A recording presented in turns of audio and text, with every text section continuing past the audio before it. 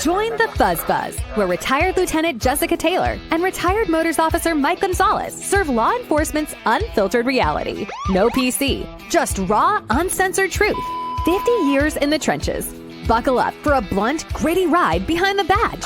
No apologies here for shaking things up, demanding better policing, and real community action. It's raw, edgy, and a streetwise journey towards solutions. So strap in and let's rev this truth up. Hi. Well, hola. How was your walk? The walk was good. Did you guys go 5 miles? Or? Of course. What else are we going to do? The dogs need it. Yeah. They're puppies still, or they're spazzes. It's true. So we tried to record this episode yesterday. Again, we had audio issues. So cross your fingers for us that this time goes through. Because once again, the media cycle changes that freaking fast. So there's going to be some stuff in here that we didn't cover yesterday, and some of it I just took out because it's old news now. Yeah, but but that's just the way it goes. So anyway, this is important, I think, to talk about because it's the first officer that I'm aware of that has been charged with murder in Seattle. In the Seattle or the Seattle area? In the Seattle area. Okay. Well, no, yeah, in the Seattle area. This hasn't this guy worked for Auburn PD. Right. You said in Seattle. I'm like, oh, what? Okay. Okay. Yeah, that's what I meant. So he gets charged with murder for shooting this homeless guy who was in crisis. Yeah, he was in crisis. He fell to the pavement. Well, they get into like this tussling match or whatever. Right. But the call initially was just a man in crisis throwing stuff around garbage and banging on store windows and kicking cars. And, So they get into a tussle and Nelson, the officer, is seen punching Suri, the suspect / victim, numerous times in the head and the upper body. So then Nelson draws his gun and shot Sari, or however you say his name, in the torso. So Sari falls to the ground. Nelson tried to fire his gun again before it jammed. So he racks his slide, clears it, and shoots him in the head. So he gets charged with murder. Thoughts? Well,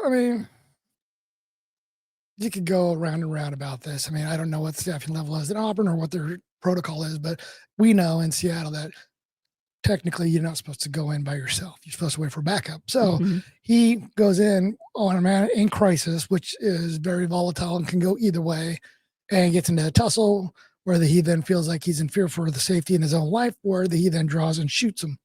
Okay, well then, you, for whatever reason, you should, reevaluate the situation. But I guess he chose to clear the jam and then fire one to the head. Torso and then the head. Yeah. The first one's in the torso and the second one's in the head. So you and I offline have been talking about, it's not just one incident that'll sink an officer, right? It's the totality of the circumstances. You take all these incidents, if you have an OPA file or an IA file that's a mile long, that gives a little bit more cause in Especially my if it book. shows a pattern, right? If it shows a freaking pattern of anything. Of excessive force, of, rude, it all adds up. Right. So I'm reading through this and I'm like, okay, so I'm reading more about this Sari guy or Nelson. The officer. And prior to this use of force, he fatally shot Isaiah Obet in 2017. Obet was acting erratically and Nelson ordered his police dog to attack. He then shot Obet in the torso. Obet fell to the ground and Nelson fired again, fatally Obet in the head. Fatally shooting Obet in the head, yeah. Well, that seems awfully similar to the incident that just occurred in 2019. So this is 2 years prior to that. So then you scroll down a little bit more. Oh, but first you got to say that the city reached a settlement for $1.25 million for that shooting. So he wasn't fired on that one. They just settled. We go down. 2011. Nelson fatally shot Brian Skaman. Close enough. I don't know. Skaman. Vietnam War veteran with mental issues and a history of felonies after pulling Scamon's vehicle over for a burned out headlight. According to the AP, Scamon got out of his car with a knife and refused to drop it. Nelson shot him in the head. An inquest jury cleared Nelson of any wrongdoing. So, I mean, Right. I mean, without going further into them, I mean, could they all have been justified shootings? Yes, no, but there is definitely a pattern there. I mean, mentally ill or people in crisis. Every single one of those appears to be a crisis incident. Right.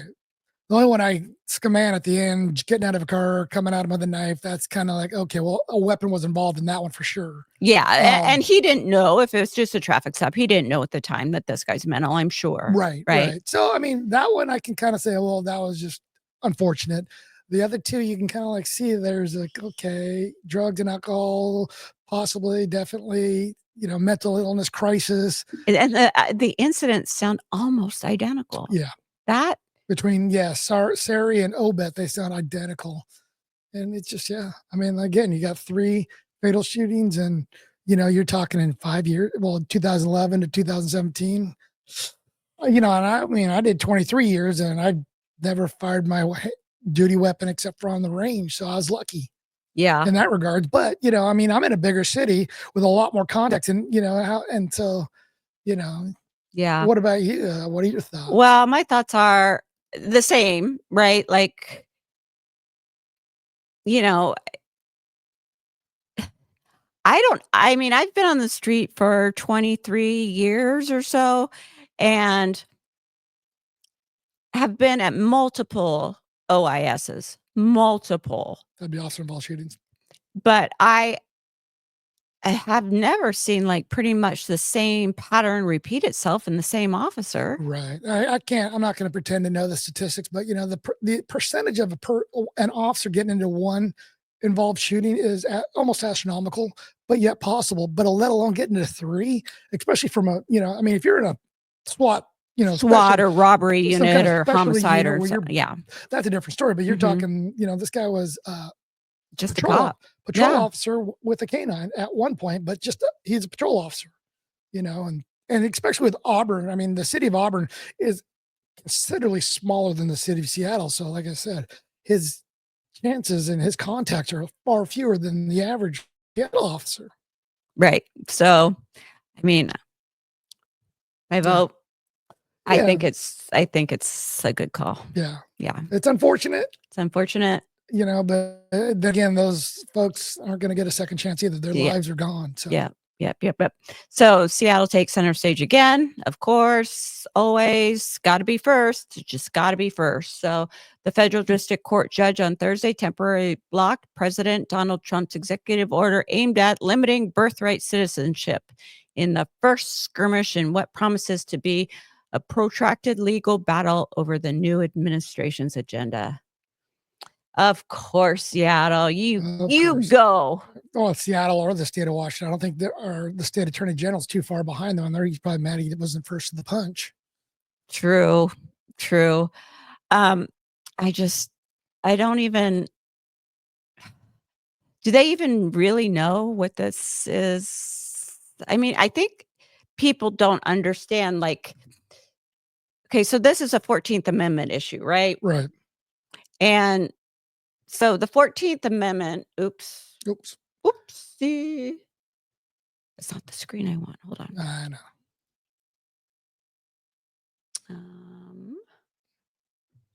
Let me.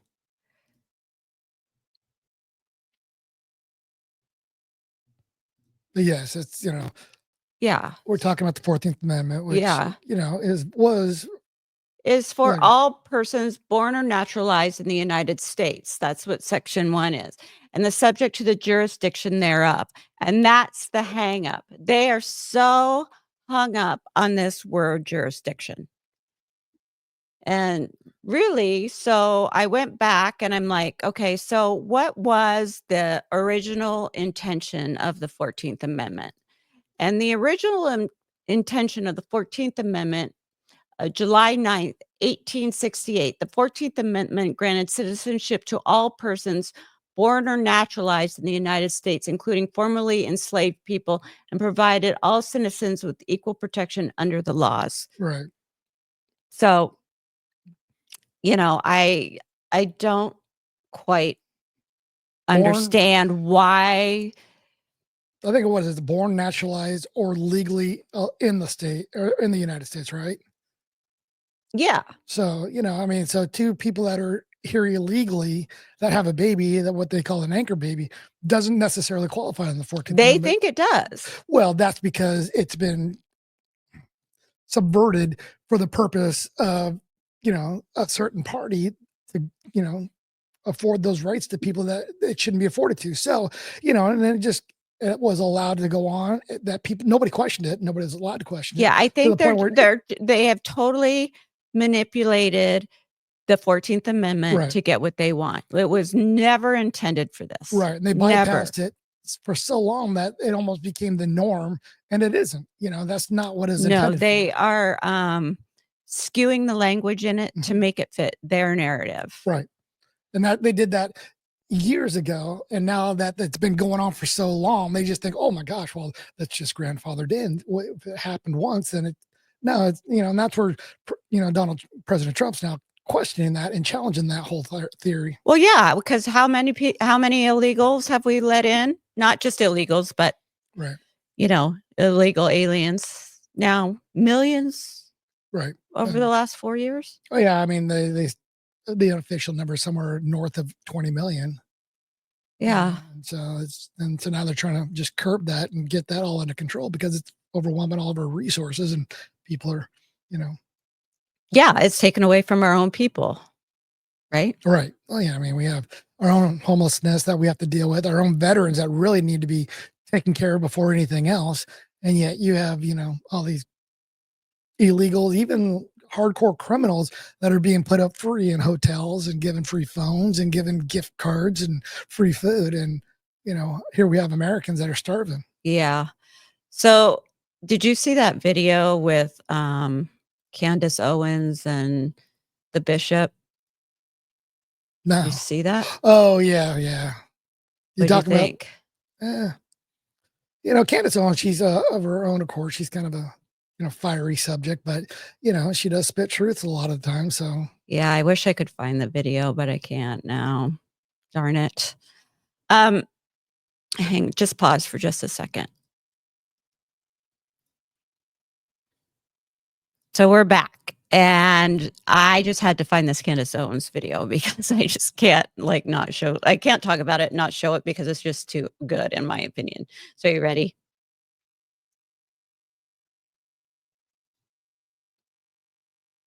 Okay, so this is at the inauguration prayer ceremony or something. Right. The next Millions have put their trust in you. And as you told the nation yesterday, you have felt the providential hand of a loving God. In the name of our God, I ask you to have mercy upon the people in our country who are scared now. There are gay, lesbian, and transgender children in Democratic, Republican, and independent families. JD. Some who fear for their lives. And the people who pick our crops and clean our office buildings, who labor in poultry farms and meat packing plants, who wash the dishes after we eat in restaurants and work the night shifts in hospitals, they may not be citizens. JD Vance or right have now. The proper documentation. But the vast majority of immigrants are not criminals. She's like, who's going to clean our toilets? It's like borderline racial. There you go. I can't hear you over. Yeah, it does sound racist. Well, yeah, I mean, but that's the same thing as they keep coming out saying, well, who's going to pick our crops? So we're doing a mass deportation of illegals doing nothing, but you care about the crops because they're not going to get picked. Okay. Yeah, speaking of this bishop, I mean, whoever allowed her to do who is doing that? Fired.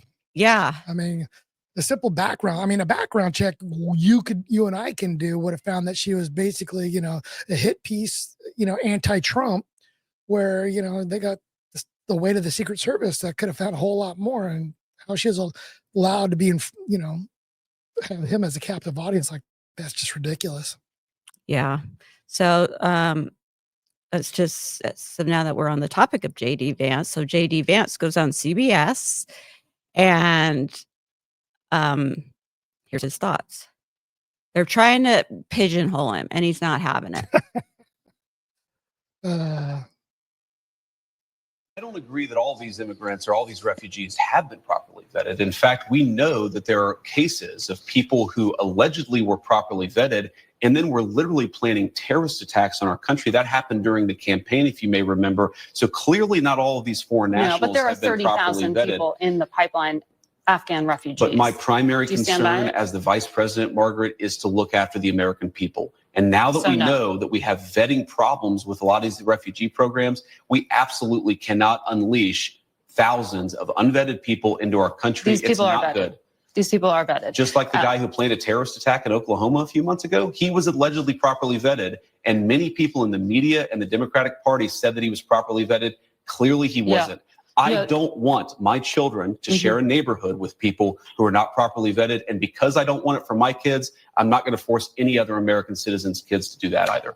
No, and that was a very particular case. It wasn't clear if he was radicalized when he got here or while he was living here. I don't really care, Margaret. I don't want that person in my country. And I think most Americans agree with me. However much you hate the media, it is not enough. Right. You know, and I mean, couple of things there. I'm glad, you know, the way, you know, JD, the vice president, was talking about JD Vance. He was saying, my family, if I don't want my family to be subjected, I don't want the American. It's refreshing to hear the president and the vice president both say, if it's not good enough for my family, it's not good enough for the American people. So let's make a change. Where most politicians really don't care about our families. They just care about their pockets. And what they say and what they do are two different things. Yeah. So that leads us to Tom Homan. And Tom Homan is the border czar, the like real border czar. He takes that title and he'll say, I'm the border czar. Yeah, and he's actually been to the border. Yeah, unlike a former vice president. Yeah. Anyways, go ahead. They were lying. They were destroying the country, and they were lying. And they went against the oath that they gave.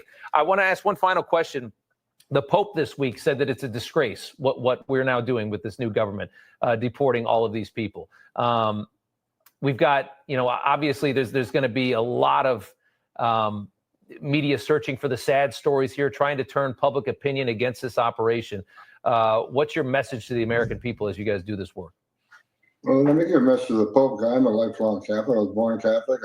I've been through Catholic doctrine. Look, he only concentrated on fixing the Catholic Church, first of all. He's got big problems there. You know, in the Vatican, they have a wall around the Vatican. If you illegal enter the Vatican, the crime is serious. You'll be charged with a serious crime, be jailed. Yeah. So he can protect the Vatican where he lives. He can build a wall where he lives. Where American people are not allowed that? No.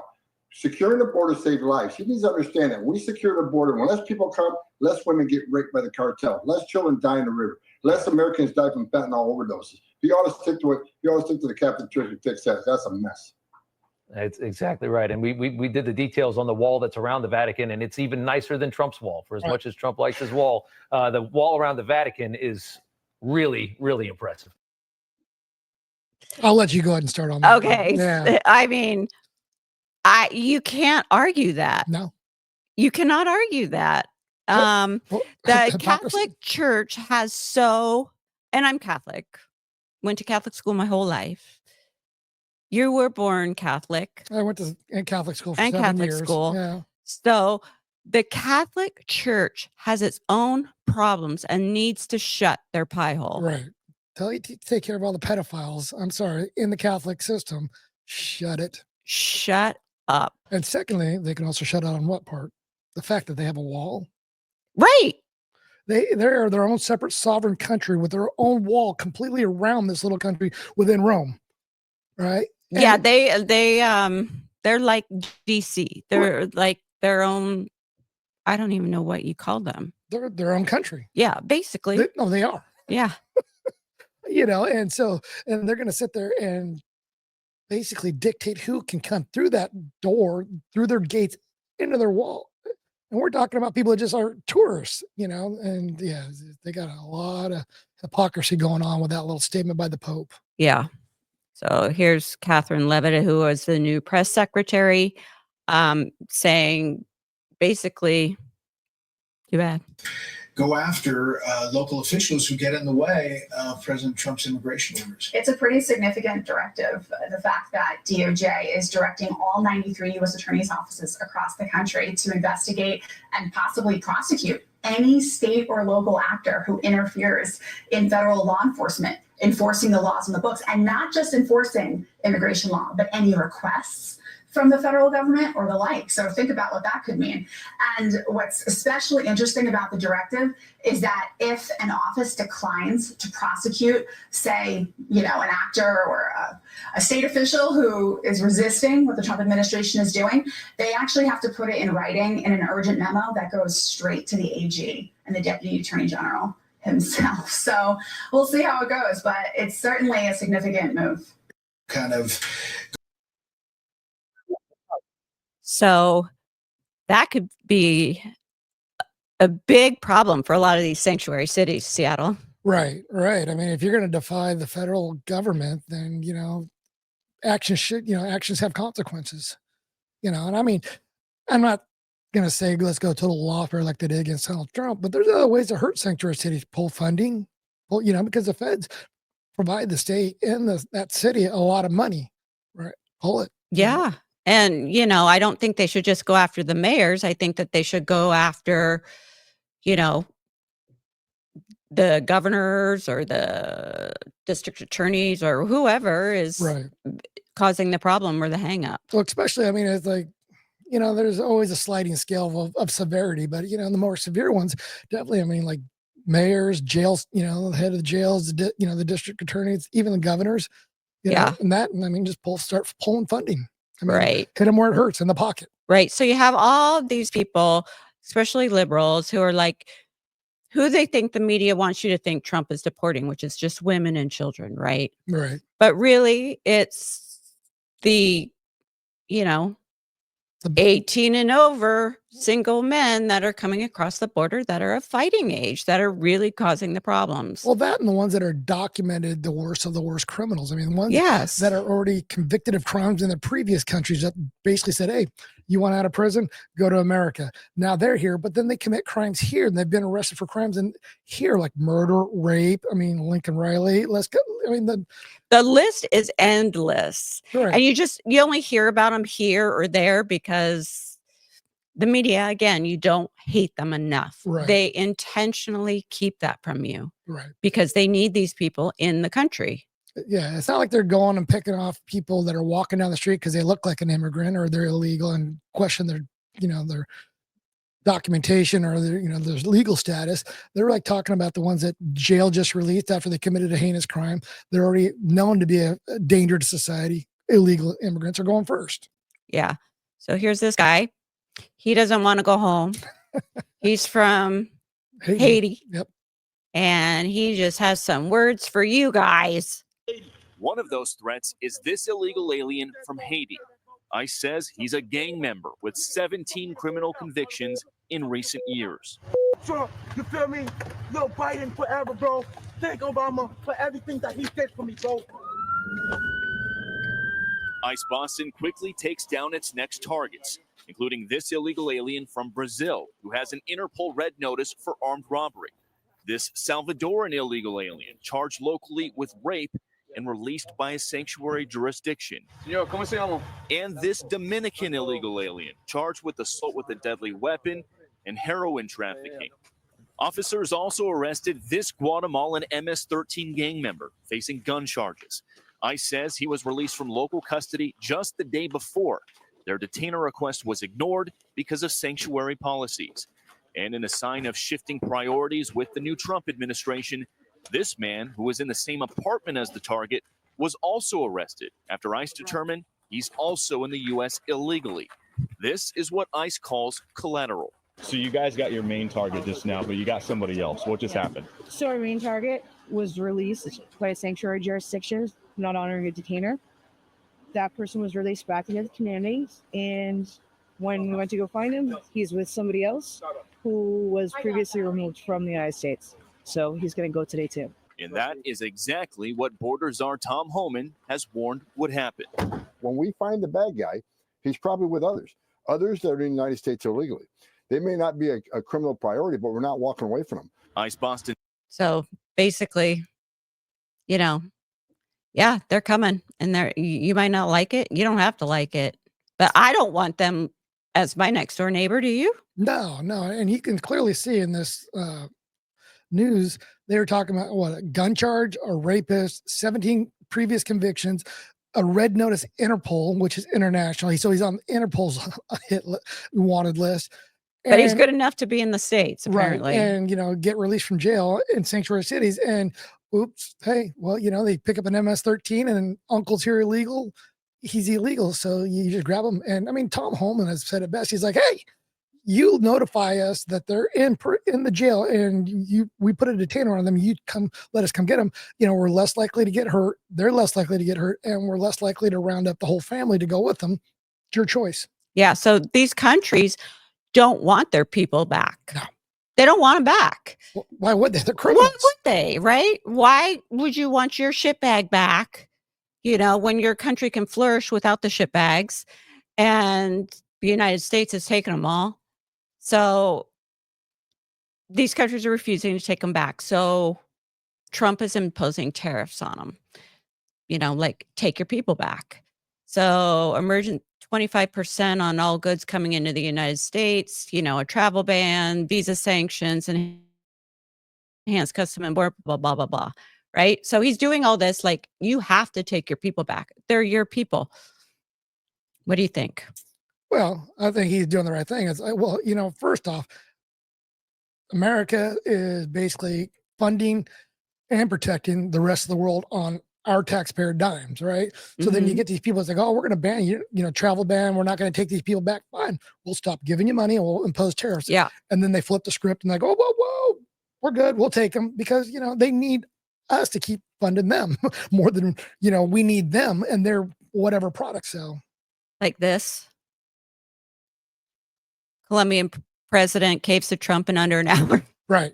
Yeah, he came out. I don't know, maybe posture a little bit for his own people, then fold like a card table. I don't know. I don't know, but don't you have over there on your side like oh yeah, ICE stats or something? Right, I file at ice.gov and they do a good job. So let me see. Up here we go. So, so we're talking the inauguration. They congratulate President Trump and Vice President JD Vance on the 20th. And then you can kind of just start looking at it. Fuck around, find out it's trending. Right. Look at that, January 23rd. So just 3 days after the inauguration, here they are, 538 arrests, 373 detained.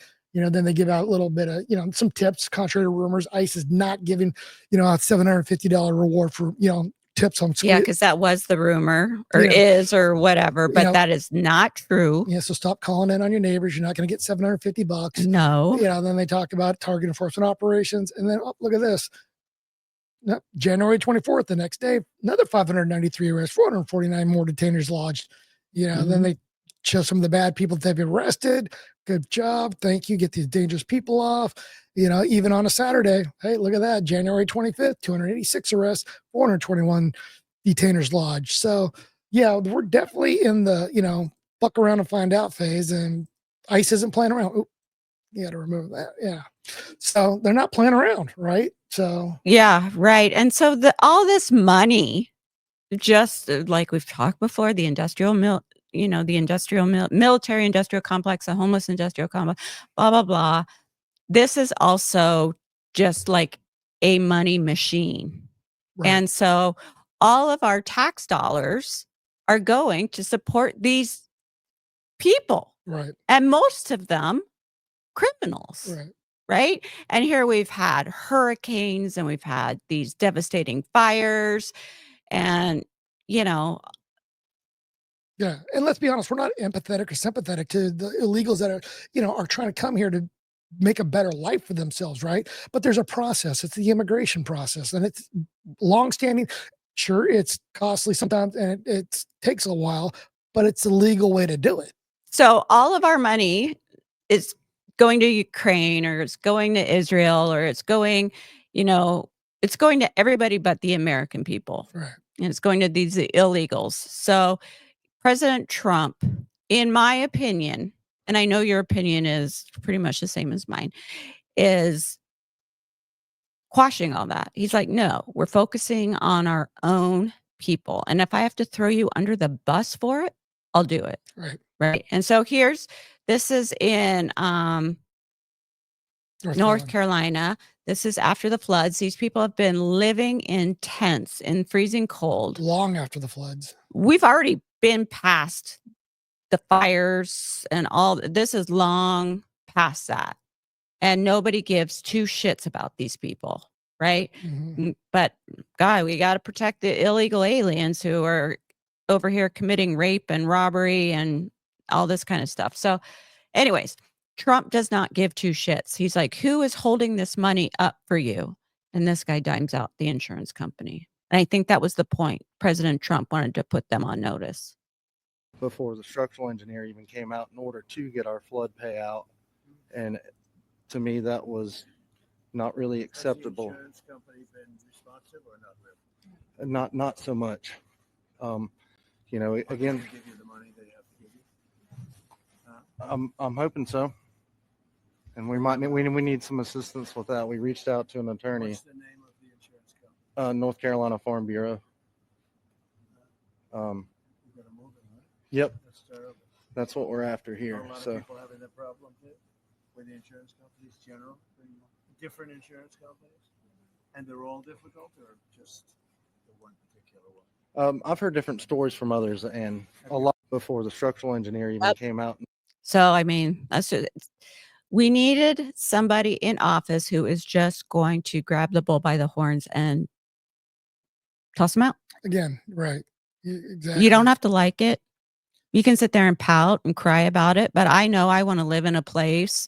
I don't pretend to know all the all the workings of the federal government and who's doing who for what favor or whatever. But all I care about is my life and your life and what's better for it. Right. And having a MS-13 living next door is probably not best for us. Yeah. And like I said earlier, it's so refreshing to have a politician, especially the president of the United States, who actually takes an interest in the people. Mm-hmm. Did you see him in Vegas? Well, just look at this in North Carolina. It's like there's no handlers around him. There's no politicians, there's no governors, no mayors eating up his time. He's got this citizen, this poor guy who's in ruin with his kid in his hand, standing behind the podium with the United States, president's crest. And he's standing out to the side, listening to him. And I bet you dollars to the donuts, he's going to get that insurance company to help that man. 100%. I don't think there's any question. But you name me one other president in the past, either Republican or Democrat, who's acted that way. I mean, no, right. Right. I mean, any other president would have nothing but the governor and the mayor and all these, government workers, FEMA kissing his ass, basically pushing their agenda. We're here for you. We're going to take care of you. Okay, got to go. Bye-bye. Right. And even still, you've got this guy who appears to want, or not even appears, is acting in the best interest of the Americans, right? And you've still got these bleeding liberals just like sinking their own ships. Well, just unfortunately, it's the TDS. Oh, it's TDS. I was really upset to realize that Trump took away the Equal Employment Opportunity Act. Obviously, as a woman, that is scary. But you know what I just realized? As a small business owner, I can start asking people who they voted for. And if they tell me Trump, I can refuse to hire them. So, fuck yeah. I'm going to start discriminating against Trump supporters. Good luck, everyone else. I mean, they're so freaking bizarre. They are so out there. Yeah. I mean, that's her right. I mean, if that's the way she chooses to run her business. I mean, to be honest, if she's on TikTok, whatever, doing this, clearly she is a one-person business out of her own garage. So she's not hiring or firing anybody. Yeah, let's be honest. Like she's nobody. But yet she wants to be somebody. But yeah, this is just the rant. It's like, don't give the man a chance. He's been in office now, not even 2 weeks yet, doing a lot of good things. I mean, we talked about, you just pointed out to me last night how the price of the oil's gone down, a barrel of oil.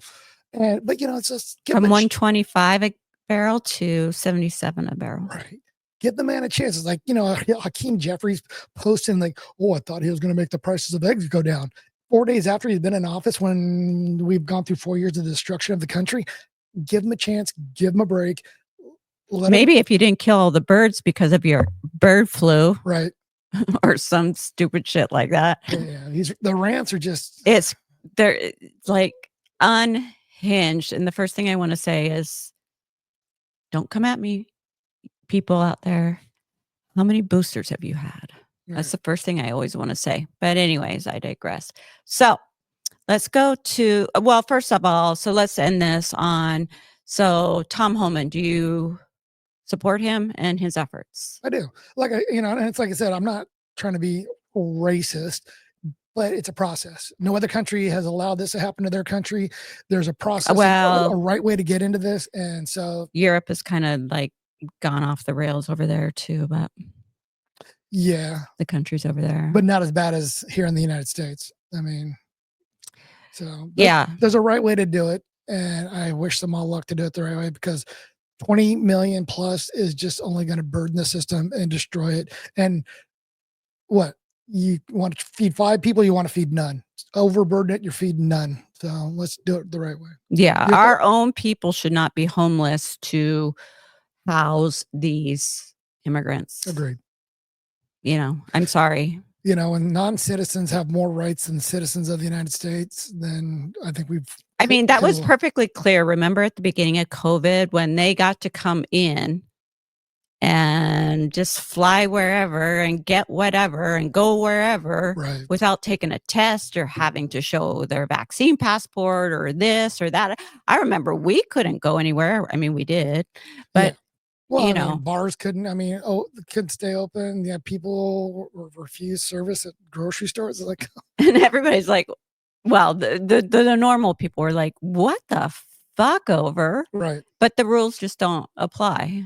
Right. So the hypocrisy again. Again, back to the hypocrisy. You can find it in everything almost. Yes. Okay. So I also support Tom Homan. Get him out. And if you don't want to go along with the program, you got to go too. Well, the beautiful thing though too is, it's not to step on you, but you can see videos of people are self-deporting because you got 2 choices, right? You can self-deport with all your belongings, all your free shit that we gave you, or you can, have us deport you and it's just the shirt and pants on your back and butt. Yeah. I mean, I 100 support the effort. I think we got to get this country going back the right way. And if you don't like it, I don't care. And if you want to really get down to the nuts and bolts, ask a true person that's gone through the immigration process. 100%. What they think of this whole thing. Right. Exactly. I'm all for legal immigration, know. In fact, one day we could, be one ourselves, but we'll do it the right way. We'll do it the right way, the way you're supposed to. Anyways, let's switch gears like we always do and go to our training video. All right. That's on you. All right. Well, so it's in Jacksonville County, Florida, Jacksonville, Florida. We got a traffic stop.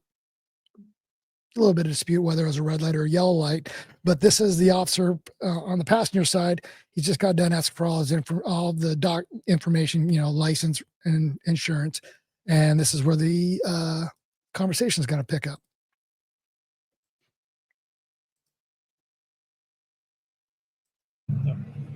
You got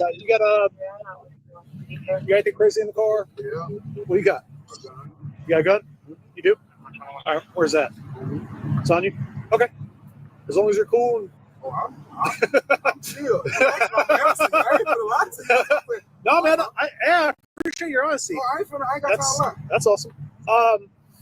So you have You have concealed carry and all that good stuff? No, you don't? All right. You're not a convicted felon, right? Nothing? Okay. All right. So what we're going to do is, just for my safety, your safety, I'm going to have you step out. All right. Fair enough. And we're just going to remove the pistol from you. And then we're going to run your license to make sure everything's good. And I'm going to send you on your way. This one? Yeah. Just hang tight. Just do me a favor. Lower that window. Hey, he's very compliant. He does have a pistol on. So we're going to take him out from that side, remove the pistol, and we'll go from there. All right? Yeah. Yeah. Yeah, you're good.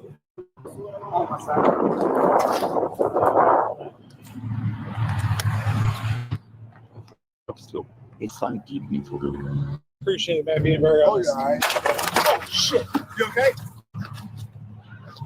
Put the gun down. Put it down. You okay?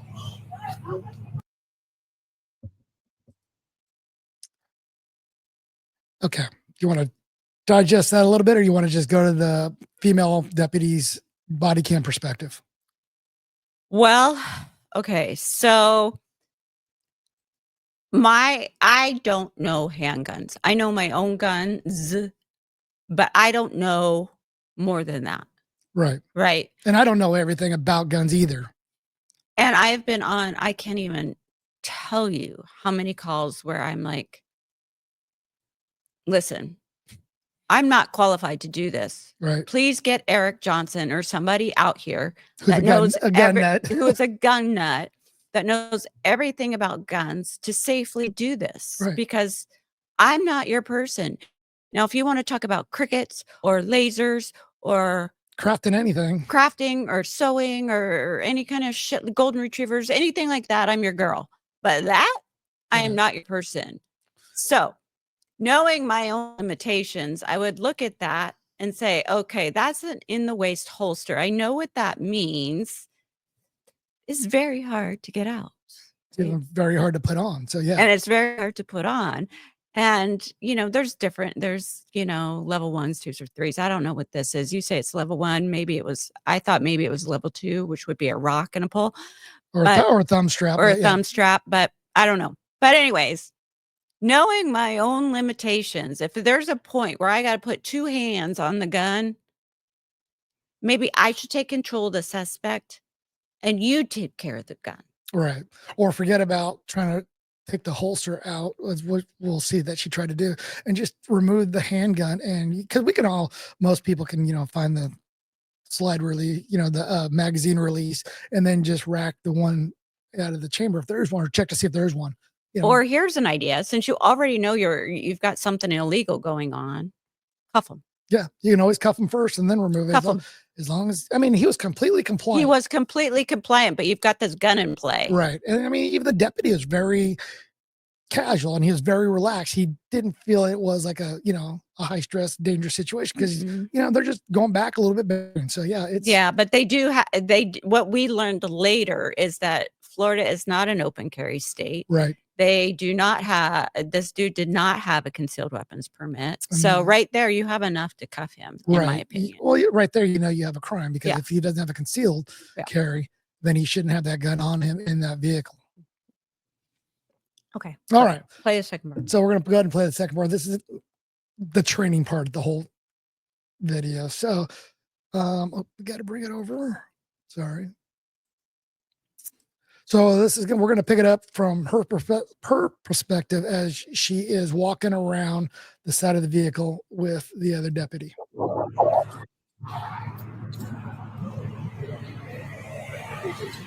Where's your pistol at? On my side.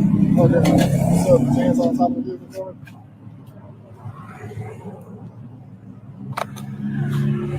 I appreciate that being very honest. Oh, yeah. Shit. You okay?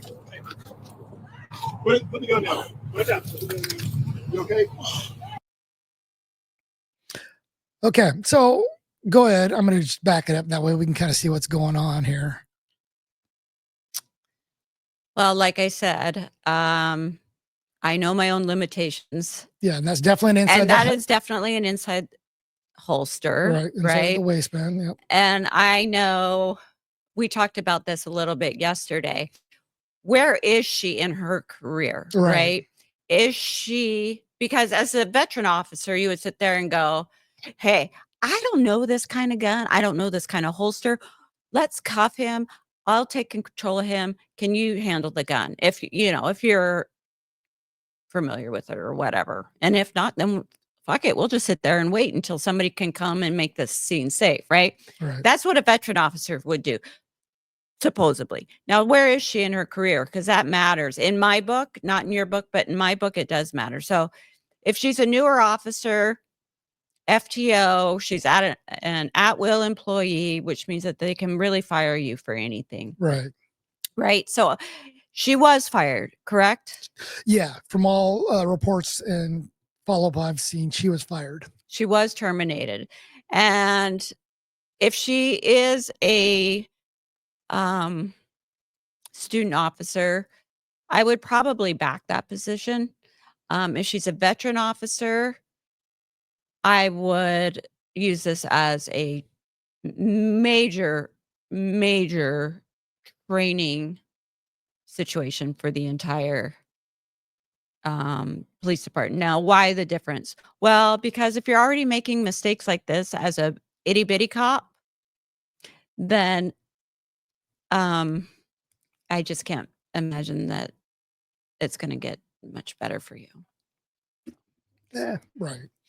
Everything, I mean, can be a learning point, but you're right. If you're on probation, you don't have the same civil service protection, at least here in the state of Washington, as you do with somebody who is off probation. And plus with our union, it's strong. If she's a veteran officer, the union is going to back her 100%, and there's, not the grounds. But, but you can see, right, that there's no retention strap really on that. You can see that there's the clip that hangs to the belt.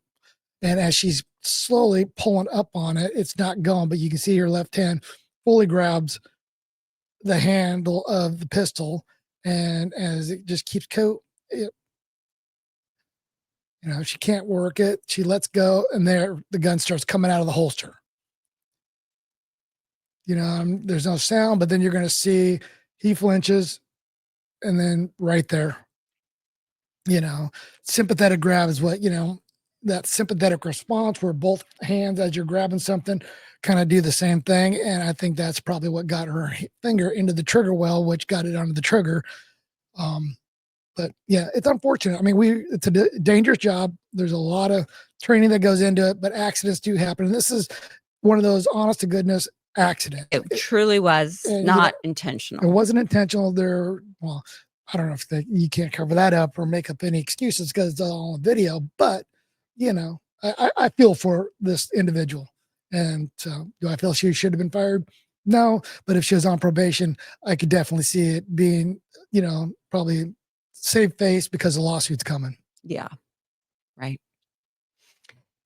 Yeah. It's definitely something departments, after seeing this video, that department should take into consideration to apply into their advanced training because.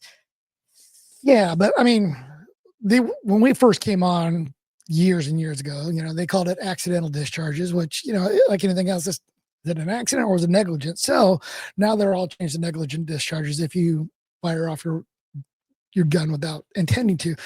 And how many lockers have been shot? Oh my God. I didn't shoot my locker, but somebody else shot my locker. Right. So, I mean, it does happen. This is like veteran officers that are transferring their duty weapon from their their gun belt holster just over to it happens. Their take-home holster. So that way, and it happens. I mean, it happens. Sympathetic response, transferring a gun from one holster to the other. So, that's why I feel for this individual. I feel for her too. Unfortunately, she did shoot someone. Yeah. So she caused injury. She caused injury. And of course, now he's suing. Right. And I'm not trying to minimize. No, I'm not trying to minimize that. With the man who was shot. I mean, that's valid. He was, okay. The carelessness. Okay. And he was shot. He was in pain. So I'm not trying to minimize what happened. And I'm not trying to minimize and say it wasn't an accident and she was intentional or anything like that. Because I don't. I just think that it's a major liability. Yeah.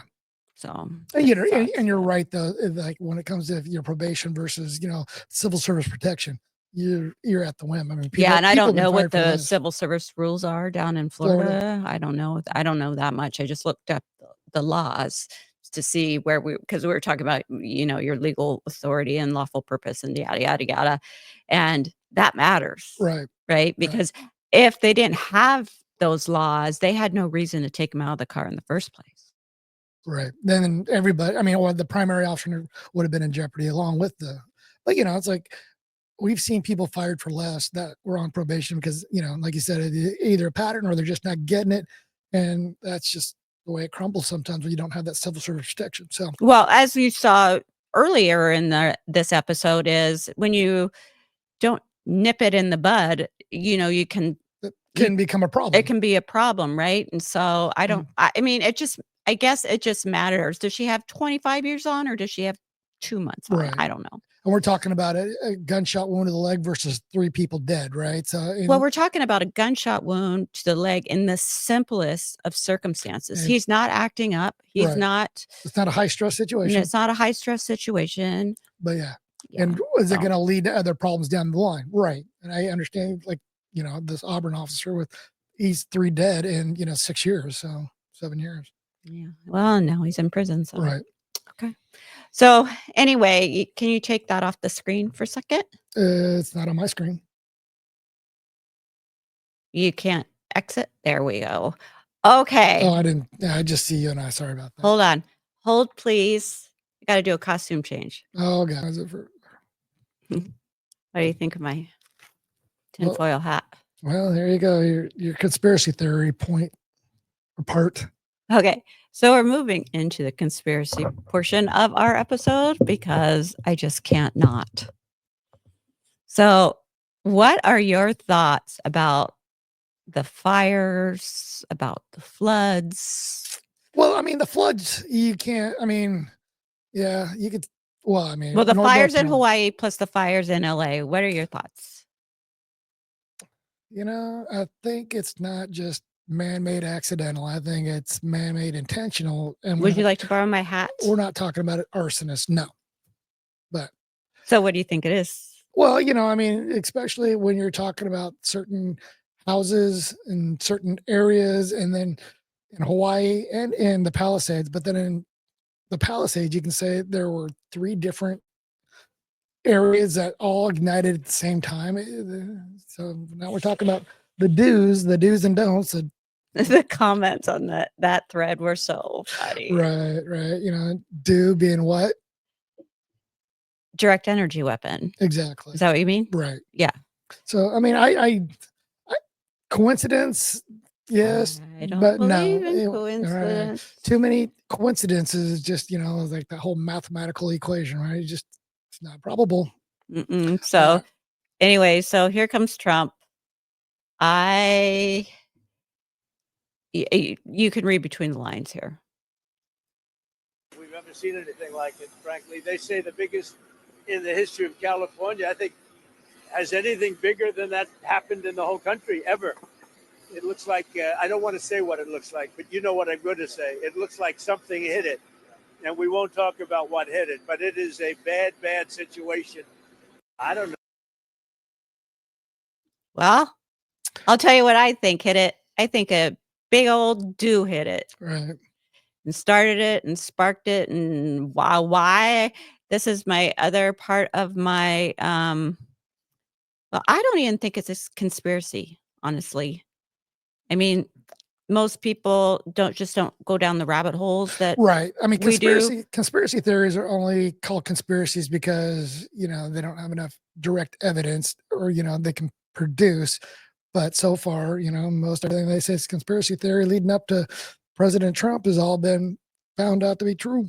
Right. And so here we have, just like they did for COVID and they've done for other things, they've already rolled out Smart LA 2028. And this was prior to the fires. So they, it just seems a little sus. It's a little sus. When you got people on site going, well, it burned at such a higher rate than any, brush fire could have made. Kind of makes you wonder what the hell's going on, right? Mm-hmm. Yeah. Right. So I was listening to, I don't even know, some podcast somewhere, or I don't know, a video or something saying that these smart meters on the side of our house have lithium batteries in them. And so our smart meter, I don't know if you know this or not, I put a Faraday cage on it. Did you know that? Yeah. Okay. You told me before. You've already told me. Yeah. So our smart meter has a Faraday cage on it that you can buy on Amazon. But anyways, the smart meters supposedly have lithium batteries in them, which everybody says is what's burning these houses at such a high temperature and not really affecting the trees around them. Right. So I don't know. Take that for what it is. Didn't there like somebody else come out and there was like, hey, look, my house wasn't hit, but I didn't have a smart meter on it. Yeah, they did. Several people have said that. Or they had like an outbuilding, like a separate, the detached garage that didn't have it, and the detached garage survived and the main house didn't because the detached garage didn't have a smart meter on it. Okay, so as tinfoil hat wearers, right? Like I called down to the city manager's office raising holy hell about our power bill never coming, and then it being really high, and then them skipping some months and whatever. I said, I don't want this smart meter on my house. You did not ask me. Right. And they said, tough shit, basically. Right. But if we're to remove it. But come to find out, if you want the smart meter off your house, they have to take it off your house. They will charge you more for it every month, but you can get it off your house, just so you know. Right. We put a Faraday cage on ours. They're $25. I don't know. So. Yeah. And they're under the guise of, well, we're trying to work smarter, not harder, because then you'll have to send somebody out there to read it rather than we can just have a Bluetooth sent to us. So. Yeah. Right. Right. I'm trying to find this other,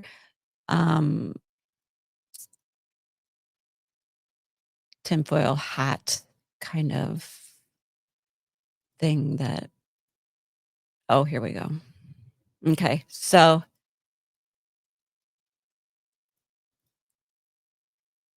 wait, is this it? I'm trying to see if this is it. Yeah, this is it. Yeah, this is it. Okay. Well, we just had 2 Trump videos and they looked really the same. So anyways, so Fauci gets his detail pulled. But, you work for government. We took some off other people too. But you can't have a security detail for the rest of your life because you work for government. Yeah, we'll see what happens. Would you feel partially responsible if something were to happen to say Dr. Fauci? No. They all made a lot of money. They can hire their own security too. All the people you're talking about, they can go out. I can give them some good numbers of very good security people. They can hire their own security. They all made a lot of money. Fauci made a lot of money. They all did. So if they, felt that strongly, I think that certainly I would not take responsibility. It's very fair. So it was hard to catch, but because of the audio, if you missed it, President Trump was asked if he would, feel responsible for, if something should happen to Fauci after he pulled his detail. And he's like, nope. Next question. That is so savage. And then it's beautiful because then it comes back and says, hey, he made a lot of money off of us, the taxpayers. He can afford his own security. He goes, I got some good numbers for him. Mm-hmm. He made enough money. Yeah. And so that mother humper, now you've got people panicking all over the place. Like, why the hell, if you didn't do anything wrong, are you accepting these pardons? And backdated pardons too, like 10 years or something? 10 years, yeah. Back to 2014, just like Hunter's. Yeah. And so you've got all these people now starting to freak out, rightfully so, right? Right. But Fauci took the pardon. Fauci could say, I don't want the pardon. I don't think I did anything wrong. Mm-hmm. But he took the pardon. I don't blame anybody for taking a pardon. I do, because now you're guilty. Because there are a lot of people that were on the January 6th committee that were offered a pardon, and they said no. They're like, I did my job. I was supposed to investigate this. I did what I was supposed to do. I don't want the pardon. If you're Fauci, you're not taking a pardon? What's in my arm, yo? What's in your arm, not mine. That's what I'm saying. What's in my arm, yo? Why are you taking a pardon? What's in my arm, yo? Okay. What's in my arm? I'm taking that part. I don't give a fuck. If I put some shit in my arm, you're not allowed to get pardoned. You told me I need to put some shit in my arm. Now you can't go get pardoned. You gotta hold the weight of that decision. That's your job. What's in my arm, yo? I mean, what's about to come out? You ain't wrong. Like it looks a suspect. It definitely looks crazy suspect. I think it's because they lied about knowing it was a man-made virus, knowing it came from China, whatever. They were lying about the origins of it. That's what my first thought. Could be the vaccine too, but I tend to think they covered up when they knew where it was from. Yeah. You lie about one thing, you lie about the other. All of a sudden, you got to keep lying to keep up the lie. There's a lot of lies going on. What's in my arm, man? What is inside my arm? But you're good. What's in my arm? I mean, I can't blame him one bit. Right. One bit. You're not going to go to jail about lying about the origin of it. You're going to go to jail for crimes against humanity. Yeah. For putting some kind of experimental drug in somebody and from gain of research what it really does. Yeah. So these people are now catching on to, wait a minute, this doesn't make any sense. Right. Why? And this goes like across the board for like everything, if you put down, say at the police department and you make the decision, you own it. Period.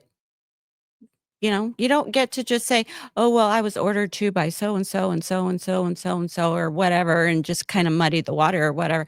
Right. That's why it always says lawful orders, right? I mean, yeah, you own that shit. Right. So the fact that Fauci is taking a pardon that doesn't really exist, but then like 10 years prior, back into the AIDS epidemic or whatever, for all this shit that he has done. Right.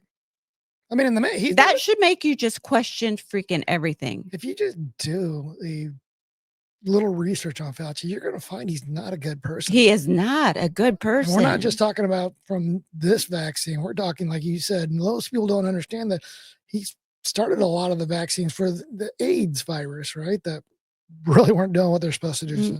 Well, yeah. No. And then technically, I mean, people are coming up with AIDS now after taking this virus. It's like, why is that? I know. So there's an Eagles game, right? Oh yeah. So yeah.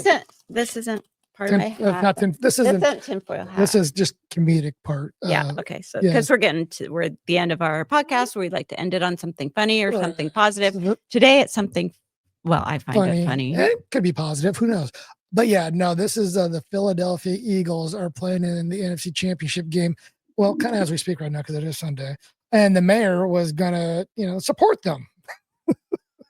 I mean, girl, yeah. I mean, support your team, but do it. Yeah, I gotta find the thing. Oh, do. Yeah, it's not in order here. Oh, here we go. Yeah. Okay. All right, here we go.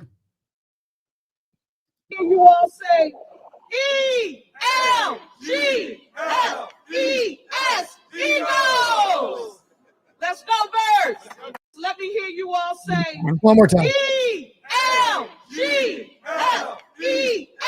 Eagles. Okay, watching it the second time, did you see the cup over her right shoulder? He kind of does the same thing. Does he? Yeah, watch. I think he's just going through the E-A-G. No, watch. Let me see. How can they both misspell it? I don't know. I don't. All right, try it. Let's see. Blow it up too. Let me hear you all say ELGSES,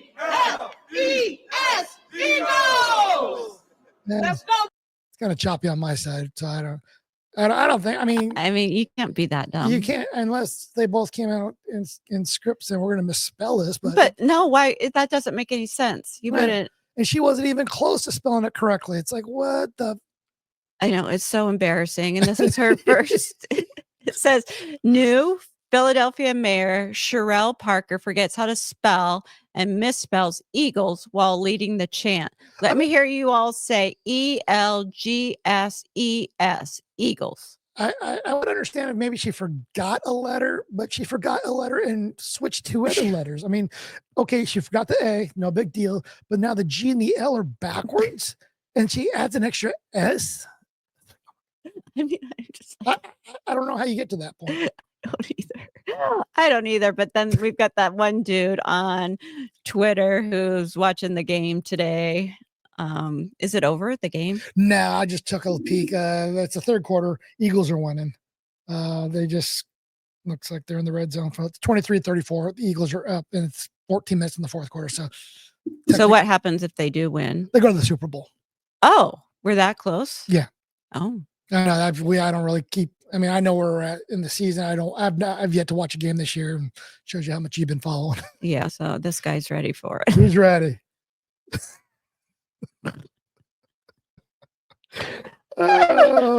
probably. Hopefully, he's a Philadelphian supporting his mayor. Have a good day, you guys. I was like, how do you fuck that up that bad? All right, bye-bye. See ya. Thanks so much for tuning in to this episode of the Fuzz Buzz Podcast. If you're enjoying what you've heard today, please feel free to rate, subscribe, or leave a review wherever you listen to your podcasts. That helps others find the show, and we greatly appreciate it. Once again, thanks for tuning in, and we'll catch you in the next episode of the Fuzz Buzz. Y'all be good out there.